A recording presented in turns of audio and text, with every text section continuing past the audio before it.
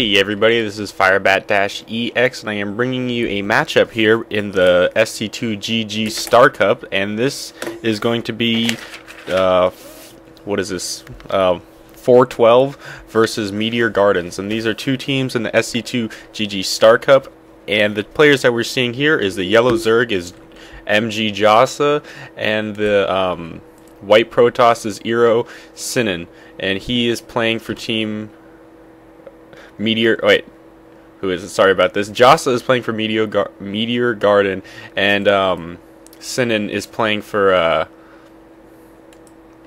412. So sorry about that. Just getting everything out there at the beginning, and we're going to see PVZ. If you guys have not noticed this, and the map that we're going to be playing is Blue Storm. If you cannot tell at this point.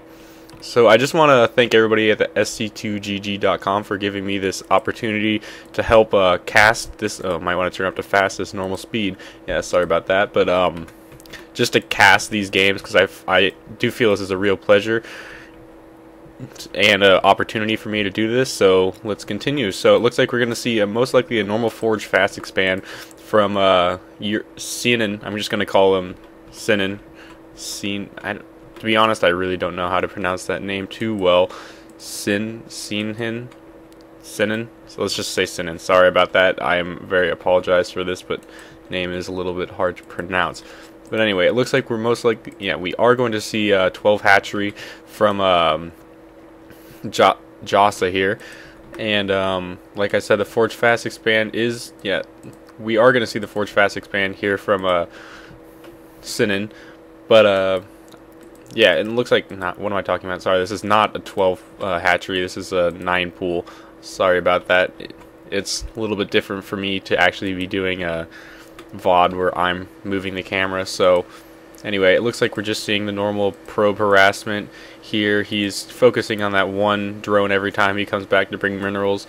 But back at his base, it looks like he should be putting down, yeah, his first cannon goes down now, and his Nexus should be plopped down any second once he, no, he doesn't have the minerals at this point. He only has 100 or so, or I believe that, yeah, he only has 200. And the nice thing about doing these VODs is I do get to see the people's minerals, and I have a nice little app here that tells me the two players' APM, so I'm sure you guys are all going to find that extremely helpful, because both these players have very good APM. Like, they're leveling out around 300, which is very good. I have horrible APM. Mine levels out at around 100. But anyway, we are seeing that hatchery going down, and no Zerglings have been produced. Sorry, I missed that. But these Zerglings are most likely going to be just used to chase off this probe, and they need to be microed a little bit better to actually chase this probe down. And yeah, it's going to go down any second, but I think he's in a good, Sinan's in a good position at this point. His Nexus is going down. The cannons are not in the greatest positions. I would put a gateway maybe right here. Maybe he is planning on putting a gateway right there. But I think we're going to see from Sinan a normal tech build, probably one gate into Stargate, and it looks like we're going to, sorry, you need a Citadel of a Dune. Wait, no. God, sorry about this. Cybernetics core before you can go to Stargate. So one gate in Cybernetics core is most likely going to be the tech choice here. Yeah, here's the first gateway. I would have preferred it in this position so your cannons can't get surrounded, because as Zerg players love to do, they like to get surrounds off of cannons about the Zerglings. And here goes that third hatchery. Sorry, I've been watching that drone kind of patiently. I've been seeing it, like, hinting at putting that expansion down, but he finally did it now. And it looks like the Nexus is going to be done pretty soon. The probe should be transferring any second now. Looks like, yeah, the layer is already going down now for Jasa, and I thought that drone was going to build a tech choice, but no, it isn't. And it looks like only the first initial 6 Zerglings were being produced, and it looks like this probe is going to manage to go see that third hatchery going down, so, or second hatchery. Some people like to not even count the first hatchery, but I prefer to. So this is a third hatchery for all intents and purposes, and it looks like he has 2. Yeah, he finally did manage to catch that probe and it didn't get a scout off in his base, he wouldn't have seen too much. His tech choice hasn't gone up yet, and considering that his tech choice has not gone up, and by tech choice I mean either lurkers or Mutalisk, I am feeling this is going to be Mutalisk, because if it was Hydralisks, the den would have already been down, and it is not yet. So definitely definitely Mutalisk. I'm just thinking about what Sinhen's doing. It looks like we are seeing that one gate into Stargate, or Cybernetics Core into Stargate, like most Protoss players like to do. That it looks like we are going to see a +1 Zealot attack too, which is going to be very powerful, because that Forge is already spinning and it's getting its +1 upgrade for that Zealot, so it can 2-hit kill a Zergling, which is immensely powerful.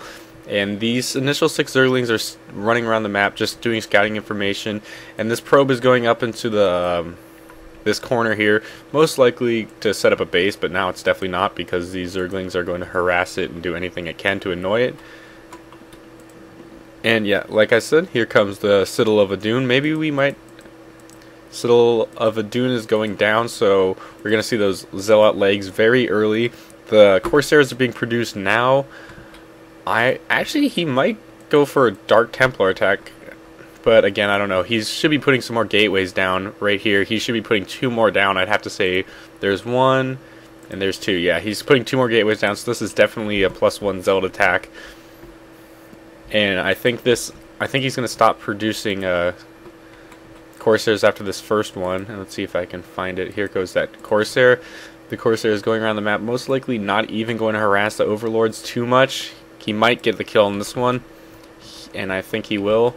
And look, yeah, that's the Spire's already up. I'm sorry I missed that. I've been focusing a little bit too much on one of these players. I got to start shifting back and forth.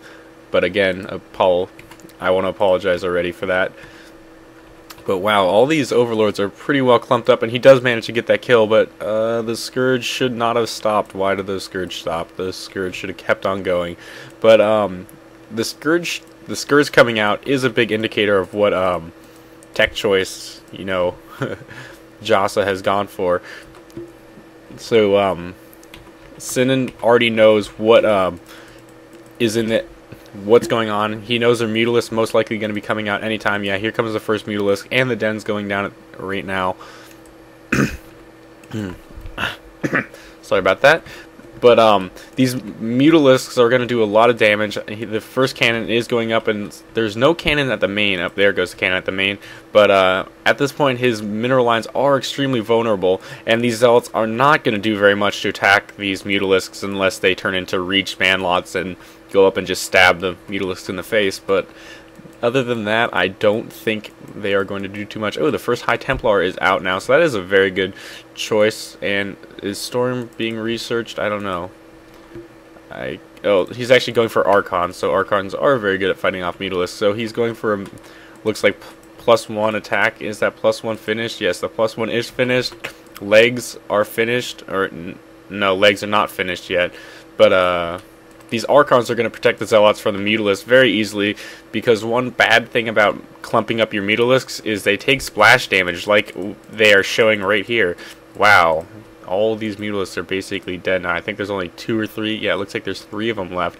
So that was a huge battle. Now, Jasa is in a very bad position. Sinan has basically map control at this point. There's nothing really stopping him from running up into his base. Looks like there's 3 hatcheries up in this area. I think that's kind of a poor placement for your... maybe not, because the rally point's a lot easier. The one thing about Blue Storm is the rally points in this map are very difficult just because of all the elevation. So I guess building all your hatcheries makes it very easy. But they are going to be in a very vulnerable position here. And I don't know if Jasa's going to have enough to hold this off. This +1 Zealot attack is extremely powerful. And I do not believe he's going to have very much to hold it off. Where is that other Archon? Wow, what is this Archon doing?